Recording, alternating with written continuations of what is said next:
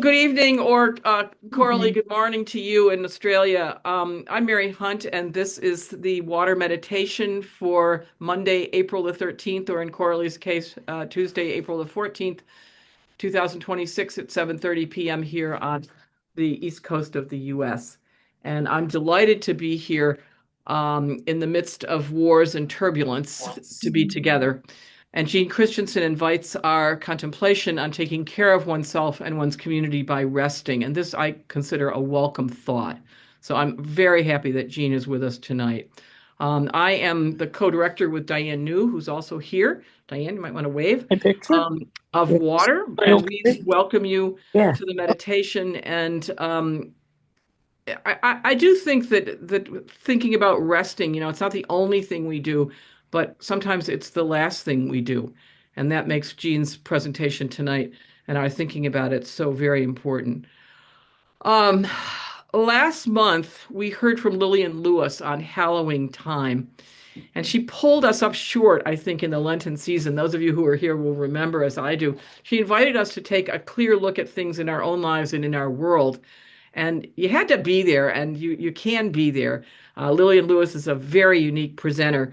And I can say that the notes and the audio are on our website. Again, you go to the website, www.waterwomensalliance.org, go to programs, and go down to Water Meditations, and it'll be the first one. And you can watch that and listen to it and look at the beautiful image that she had for us, a woman with an egg and a candle. And she told us to take on the clothes of our ancestors to get a sense of what wisdom awaits us in the resurrection.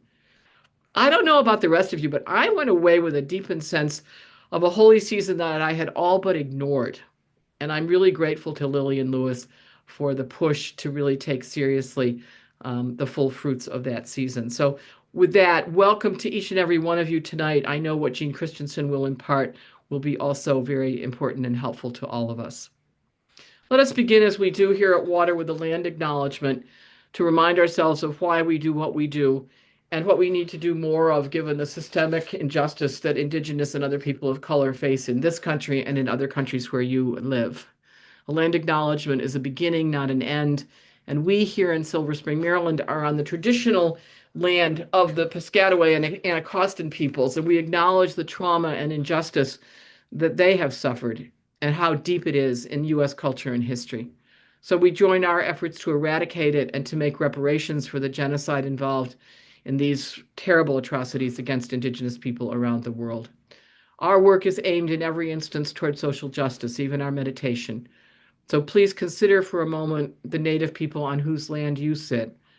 And if you wish, feel free to add them by name to the chat as a way to honor them. You don't have to, but if you'd like to do that, it's a nice gesture and gives us a sense of where people are. Let's take a moment then just to reflect on the Indigenous.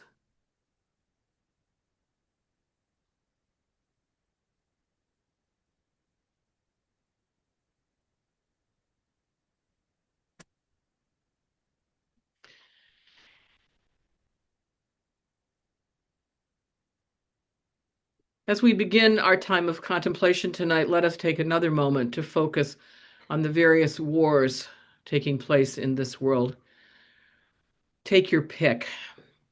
Wars that terrorize people every day, that result in the ruinous savaging of people and property, and that destroy natural resources. I would underscore the fact that wars of choice are a redundant phrase. Wars of choice, wars are always of choice. There's always an option. There's always a table. There's always the possibility of negotiation. May our time together add power to the forces for peace in the world.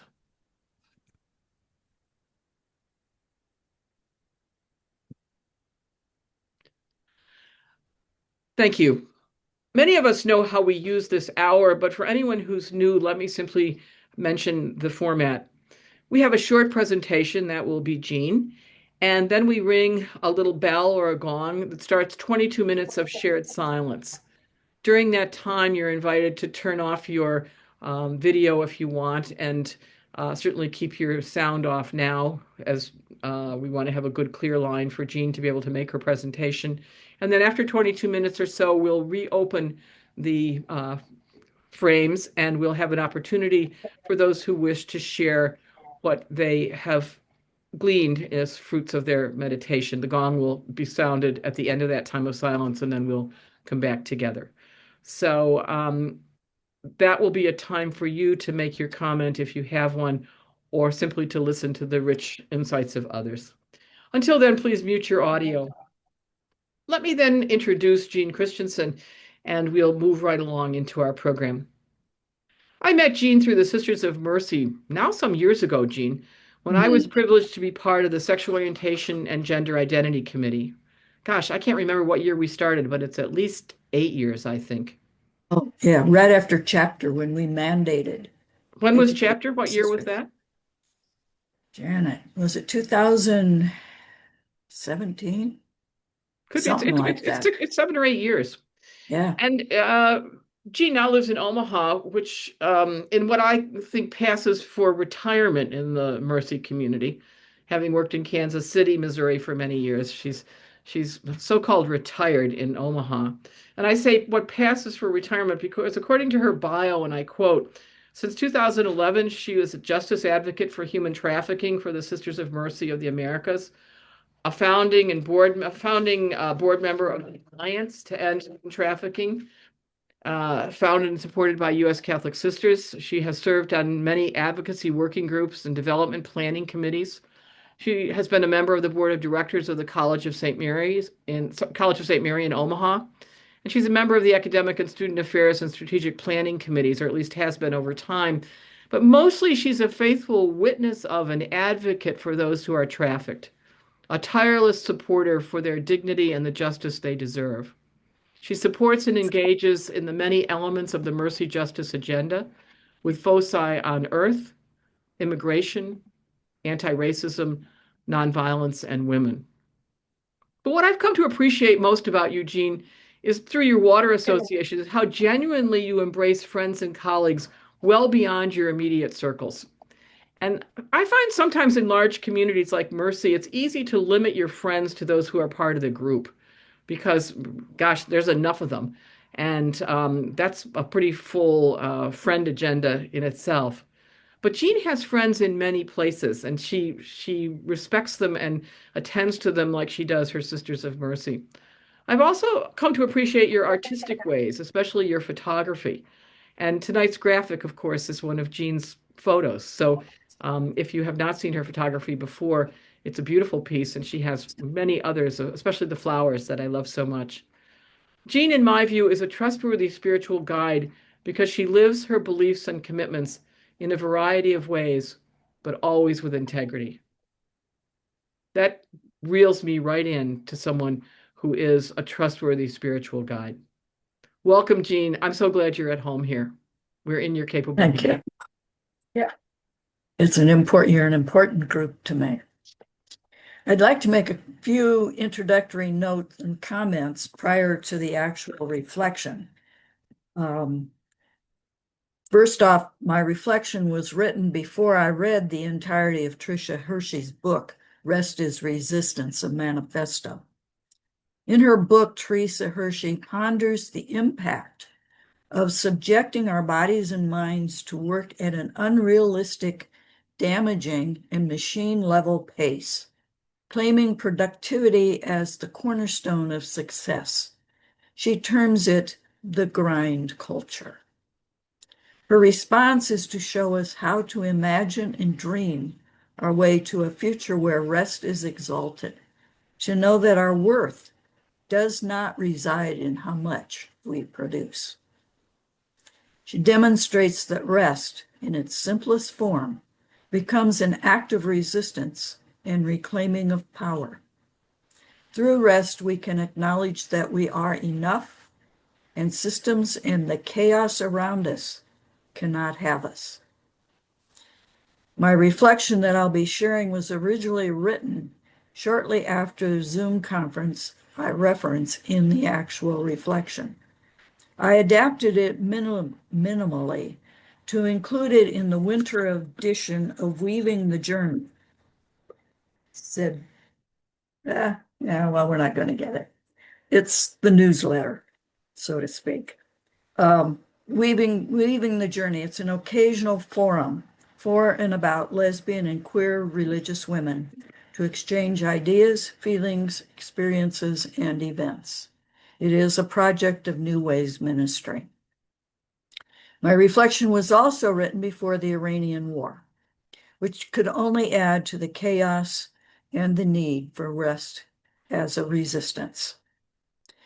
A summary of the presentation I referenced that led me to write my reflection was published by Future Church following their hosting the same presentation in March. Their summary will be included with Mary's notes from tonight's meditation. And so let us begin. Rest in the time of chaos. It's mine, and you can't have it. This was written in November. Why am I reflecting on rest in the time of chaos after nearly 5 days in retreat with other amazing women religious who are queer? The New Ways Ministry retreat in Racine was a gift, a time to share and know gentle and encompassing love. When I returned home on October 27th, I realized that September 25th, I had been home only 17 days. I had been in 3 cities, flown and driven, visited family, participated in my community's life gathering, and shared in the retreat. I felt blessed, but I was tired and felt scattered.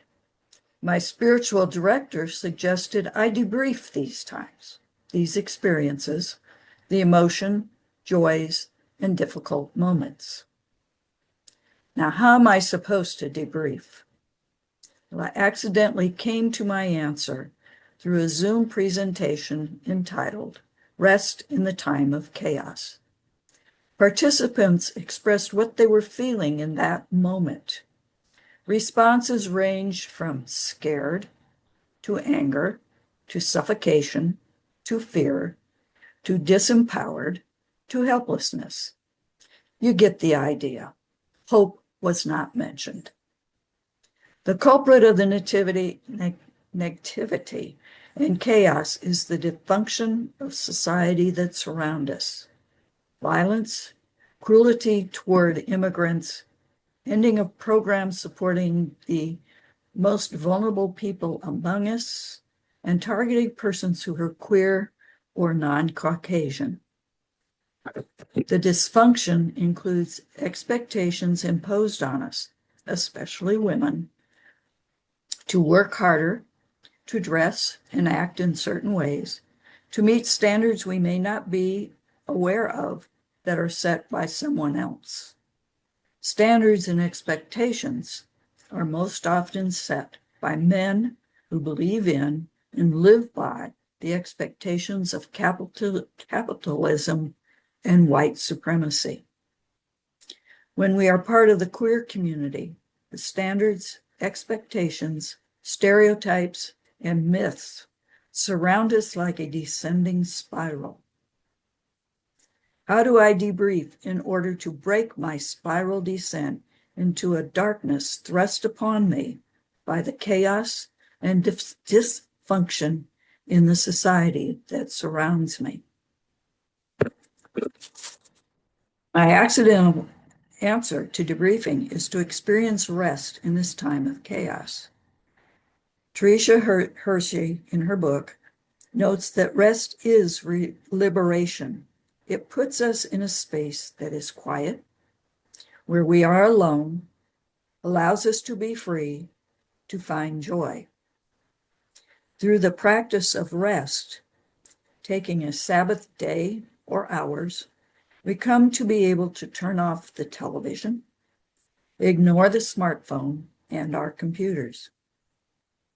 Once we have learned to cherish our Sabbath time, our resting time, and the strength and courage it gives, we can say to the dysfunctional society that imposes the negativity and the chaos around us, no, you can't have us. You can't have me. It is up to each of us to choose our Sabbath resting practice and to stubbornly hold on to it, letting nothing short of an emergency interfere with it. Claim it as mine, claim it as our own. The chaos and dysfunction surrounding me, surrounding us, cannot have us. They cannot have our time, our sabbatical, or ourselves. And as a footnote to that article, I would say it's a practice in progress for me because it's getting stronger all the time. It takes determination, it takes resilience to say, yeah, I am going to take that time. I'm not going to be so busy. I'm going to go walk in the woods. I'm going to go walk around the block. I'm going to swim. I'm going to do something to sit and be quiet, to be restful, and to say no to being oppressed and burdened by the chaos.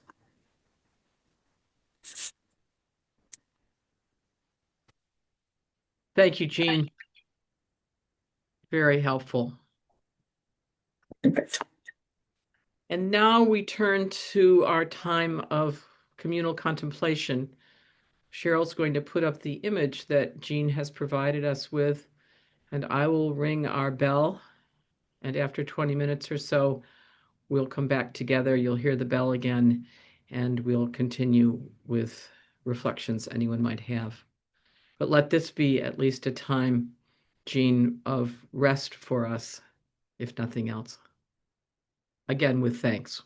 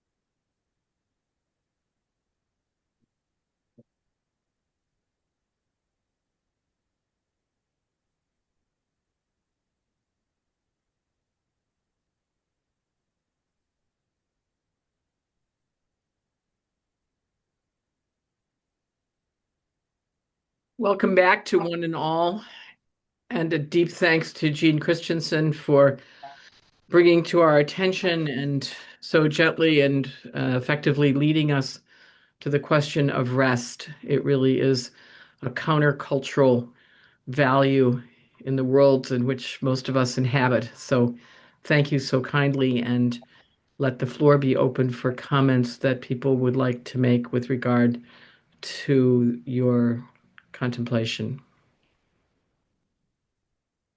And when you do so, please use the raise hands button at the bottom. That is, use uh, the reaction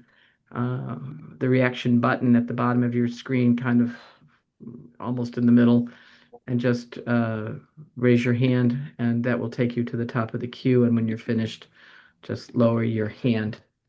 Uh, Also, if you'd be so kind as to state your name and where you are, that helps us to know who's here and to feel more connected. So, um, the floor is open with thanks to Jeanne Christensen.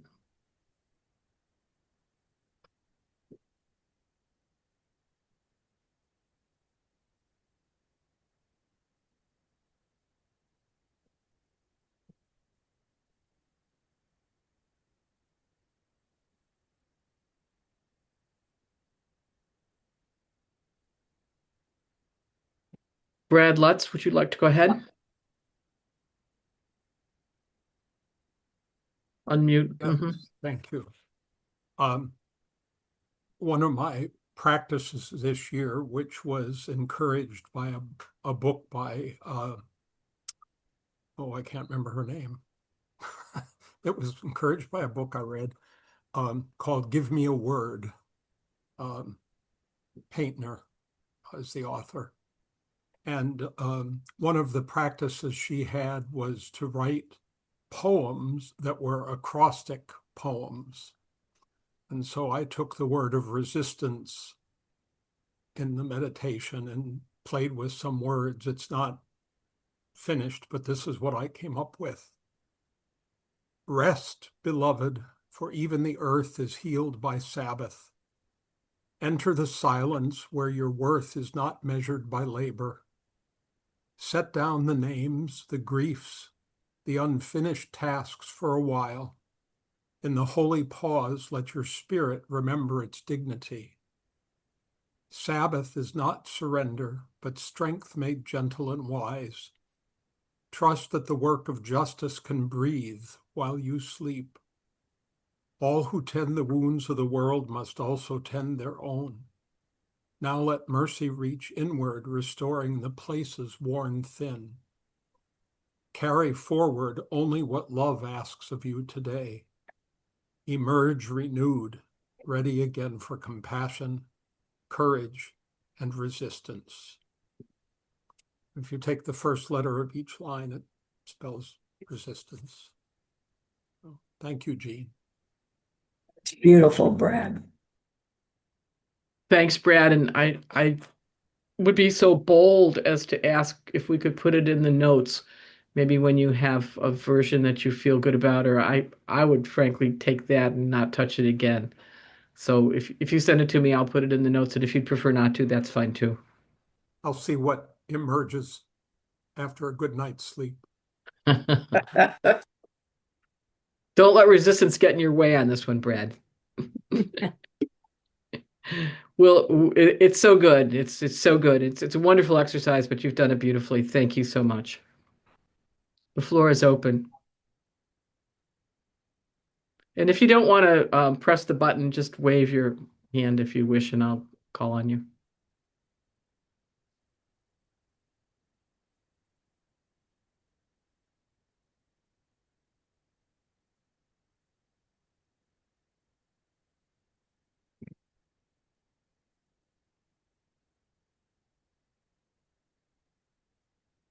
Virginia Day, I don't know if that was a missed Yeah. effort to raise your hand or if that's really just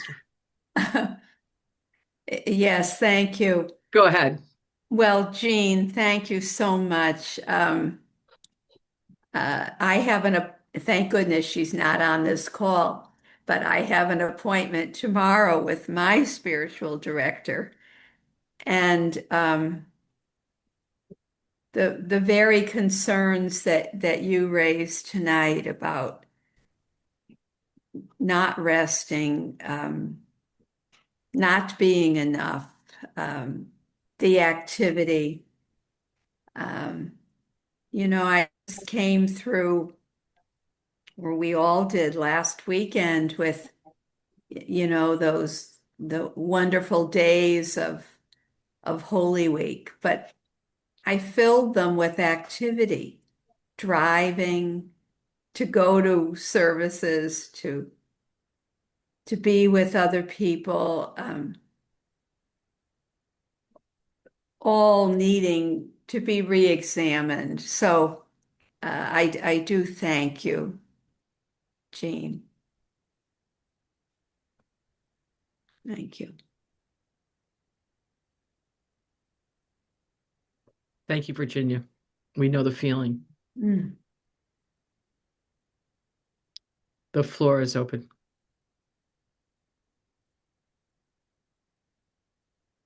I think just in response a little bit, Virginia, Holy Week, I live in an independent senior apartment complex, and one of the priests who live here, he's a good man, but spending the Triduum here in that environment, I couldn't do it.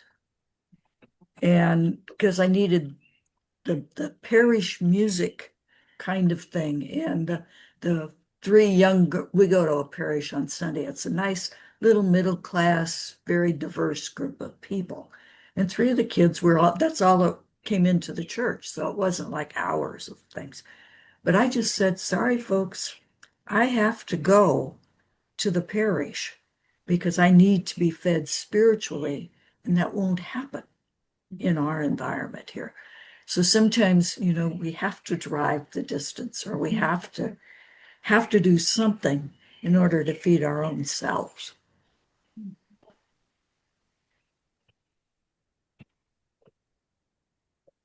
Thank you. Thanks, Jeanne.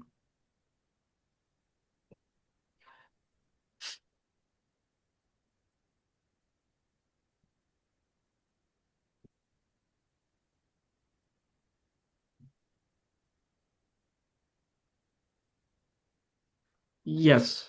Who is that? Let's see. Owner. Let's see. Oh, that's Marie. Yeah. I'm sorry. I got to get that owner thing off. I don't know how to do it. Not to I'm worry, a Marie. technical functionary. I just learned what I need to. Sorry. What do you want it to say? I had a little chat with myself last night because what I typically do after I watch the late news, get the setup for the next day, is I just turn the TV off, make sure the doors are locked, and I sit there. And sometimes I'll look at a catalog that I don't intend to buy anything from, just observing. Sometimes I'll play Sudoku. But I need that quiet. And last night it was 2:30 in the morning. And as I finally decided, no, you have to go to bed, sweetheart. You must sleep. I thought, why do I do this? And I think you, Jeanne, have just given answer to my own question of last night. I just need to rest from the news. Oh my God, from the news, from requests, from the work I'm doing as an executor. I just need to rest and just let my spirit just be free. So thank you for answering my question of just last night. Thank you.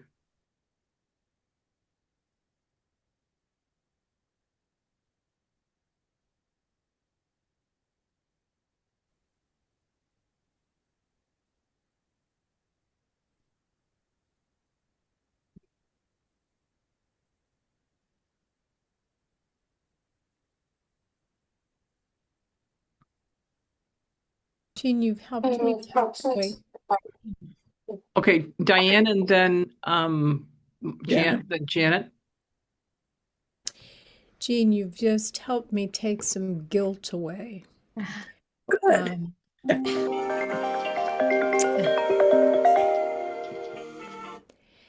The guilt is from resting or needing to sleep. And I can justify it by saying, okay, it was after my hand surgery, it was after my hip surgery.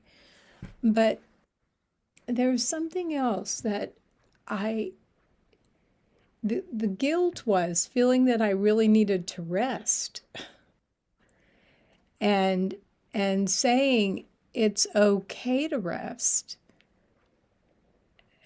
You need it.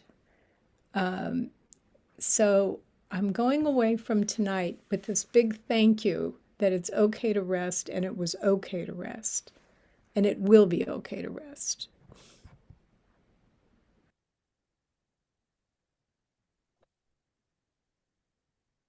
Thanks, Diane. Jean, you've done a big one there. That's great. How about And Janet? to keep resting, Yeah. just and it takes practice. It's like we go to the meditation for 20 minutes. What's the first thought in someone's head? Oh, I better check and see if I need to see if I got text or email or whatever. And so it takes serious determination not to do that. And to be able to say that, as we're all saying, we need to rest. It's okay to do it. Thank you. Janet? Okay. I can only agree with what everybody's been saying, and it made me think. I don't know if this, I live in California, and I don't know if this is a mercy habit in California only, but sometimes we kind of roll our eyes at ourselves in the community and, consider ourselves what we playfully call the shiny blue team. The shiny blue team will get anything done. We can, we work hard. Even the whole idea of retirement is kind of suspect. Well, what are you going to do when you're retired? And I'm 88 years old and still trying to consider myself retired. And it's a challenge, it's something that I feel like I have to keep coming back to. It would be nice if I could, okay, now I know just how to rest. I think right now I'm going through a little bit of that sort of guilt feeling of, can I really consider myself retired now or not? So you didn't give me a clear answer, Jean, but you definitely gave me, a little nudge to give it more thought.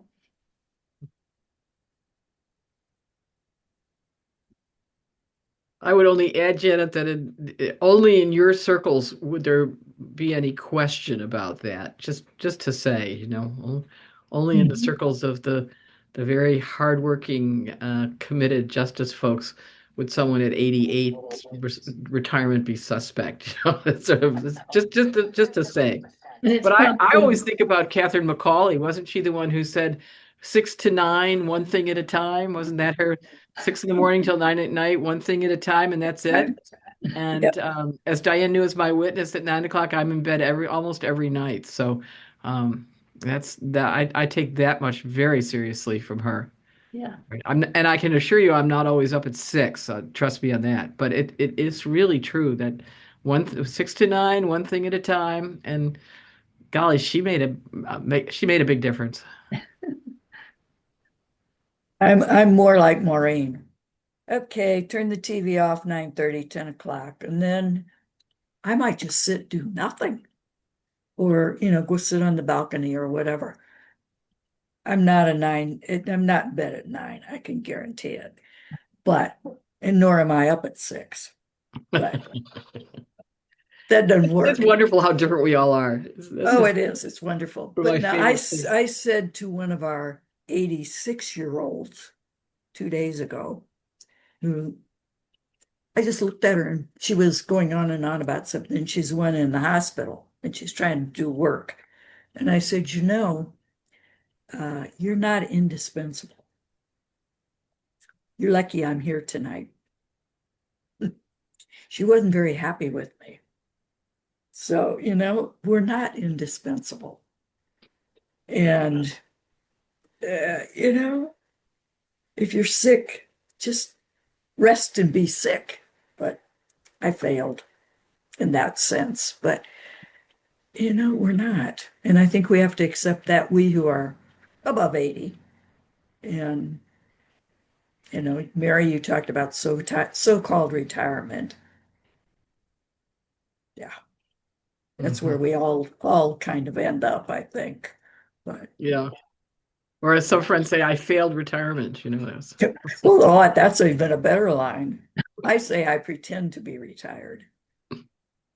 Anybody else before we can stay on after the closing if anybody wants to chat, but is there anybody else who would like to make a comment at this point before we close officially? It's been a rich time, thanks to Jeanne. Cheryl? Yeah, I just wanted to say, Jeanne, thank you for the picture because I can rest except for my brain. And sometimes when I'm quiet or try to be quiet, like even during meditation time, not to be thinking of tomorrow or after we finish meditation or did I answer that email, trying to just not think. And the picture really helped. It was a focal point. And I really, I was looking at the dark chaos, but that light behind was really there and very strong. And something to just really tune into. So thank you. Thank you for your words and thank you for the picture.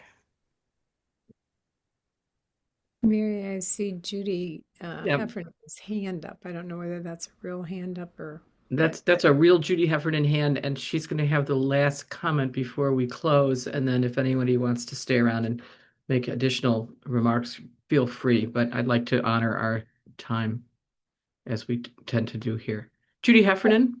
Yes, I could wait, but I did want to share with the Sisters of Mercy. My dear friend from high school became a Sister of Mercy, and she was in charge of the social justice ministry of the Sisters of Mercy in the Middle Atlantic region. And when I retired, I took her out for lunch. And I said, "Are you going to retire?" And she said, "Judy, the Sisters of Mercy do not have the R word in their vocabulary." But it's interesting to hear all of you because I've lived in a big city my whole life, and I'm 79 and a half and 2 days old. And the pace is different. Like when I lived in Indianapolis for 3 years, I went from the fourth largest city to the 11th largest city in the nation at that time. And the pace was so different. And I was always in a hurry. And I realized the people in Indianapolis were not in a hurry. They took time to say, "You come back at any store, you come back at all you hear," and that they got everything done. And in fact, they got it done maybe better than I did. But on the other hand, I want to speak up for those of us who are night people. My father used to say that he knew when it was midnight because I got real active. And I'm a great napper. I really do need to rest.